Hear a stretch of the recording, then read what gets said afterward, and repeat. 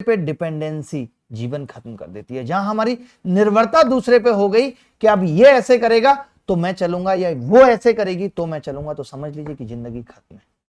आप देखना इस प्रेम के अंदर भी मैं कहता हूं कि फॉल इन लव ना हो के अगर बीइंग इन लव है, प्रेम में हो जाएं अगर हम, तो शायद जीवन सार्थक हो सकता है। ऐसे समझ लीजिए कि जब दो लोग प्रेम में उतरते हैं तो वो ऐसा होना चाहिए जैसे एक बिल्डिंग के खंबे, पिलर।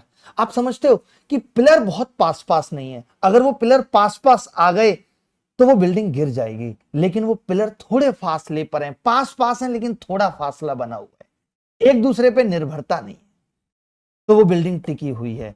हम बस यही गलती प्रेम में करते हैं कि प्रेम में क्या होता है कि दो और दो लोग मिल करके वो जो एक बन जाते हैं ना, वो अपना एक पैर एक दूसरे में बांध लेते हैं। अब जब साथ चलेंगे तो दिक्कतें हैं, और वही आज हम सबके जीवन में हो रहा है, क्योंकि हम सब फॉलिंग इन लव है, हम प्रेम में पड़ चुके हैं और हमारी एक दूसरे पे निर्भरता इस कदर हो गई है कि वो हंसेगी तो मैं हंसूंगा, वो तेज चलेगा तो मैं तेज चलूंगा, नहीं तो नहीं। क्योंकि होता क्या है कि जब निर्भरता आ जाती है तो आप खुश रह ही नहीं सकते, आपको सामने वाले पे गुस्सा आएगा, आपकी उम्मीदें इतनी ज्यादा होंगी कि सब कुछ आपके हिसाब से होना चाहिए और वो नहीं हो पाता। वक्त के साथ कहते हैं ना कि बदलते वक्त के साथ प्यार के जताने के तौर तरीके बदल रहे हैं, फैशन बदल रही है, हम उसे प्रेम से। पहले लोग प्यार में महीनों, आपने सुना होगा पंकज त्रिपाठी का एक डायलॉग आपने सुना होगा कि उन्होंने 2 साल 3 साल इंतजार किया। पहले ये होता था कि गांव में लोग जाते थे, कोई शादी में मिल गया और उसके लिए सोच लिया कि हमें इससे प्रेम है या, और बस उसके बाद 2-3 साल मिलना भी नहीं हुआ, लेकिन उसके मन में सपने सजाए जा रहे हैं। आजकल का प्रेम ये है कि अगर हमने आज उसकी शुरुआत की तो कल रिजल्ट चाहिए, अगर कल उसकी हाँ है तो ठीक है, नहीं तो हम बदल देंगे प्रेम के पात्र को। ये प्रेम की परिभाषा है आपके लिए। सर आज हमारे गांव में घर पर देवठान हुआ, बहुत ही बढ़िया और सुंदर। आज सबके घर मेला लगा हुआ होगा, कभी मैच होता है, कभी मेला होता है, कभी रावण जलता है। मेरी तो समझ में नहीं आता कि बच्चा पढ़ेगा कब। कुछ ना कुछ मैं हमेशा यही चीज समझाता आया, परेशानियां हमेशा रहेंगी, ना पढ़ने की वजह हमेशा रहेंगी, हमेशा कोई ना कोई वजह होगी कि आप नहीं पढ़ेंगे। सर उसने मेरी आंखों में धूल झोंक कर धोखा दे दिया, मैं पहचान भी ना पाया कि वो कौन थी। तुम इतनी आंखें खोल खोल कर घूरते क्यों रहते हो फिर किसी को?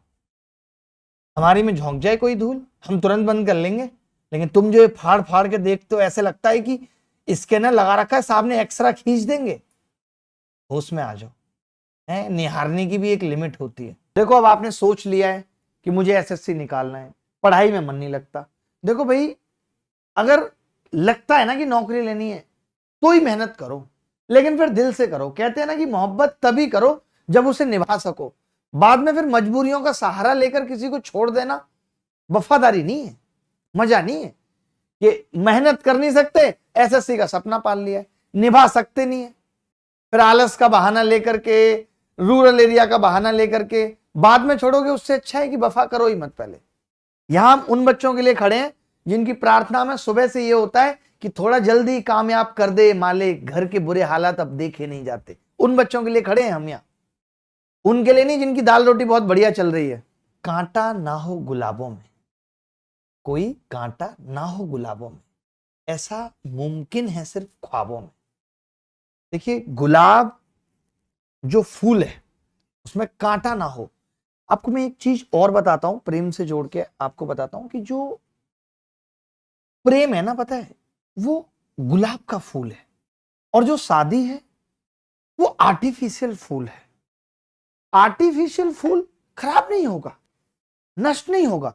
लोग कहते हैं कि प्रेम मतलब अगर प्रेम को शादी बना लें, मेरा मानना तो प्रेम एक अति का नाम है, अति। अगर आप उस अति पे चले जाएंगे वो अति रह नहीं सकती। जैसे गुलाब खुशबू आती है, परमानेंट नहीं है। आप चाहते हो कि सब कुछ परमानेंट हो, तो फिर ले लो आप आर्टिफिशियल फूल ले लो, रोज सुबह शाम उसको साफ करो, साफ रहेगा, कुछ भी नहीं बिगड़ेगा।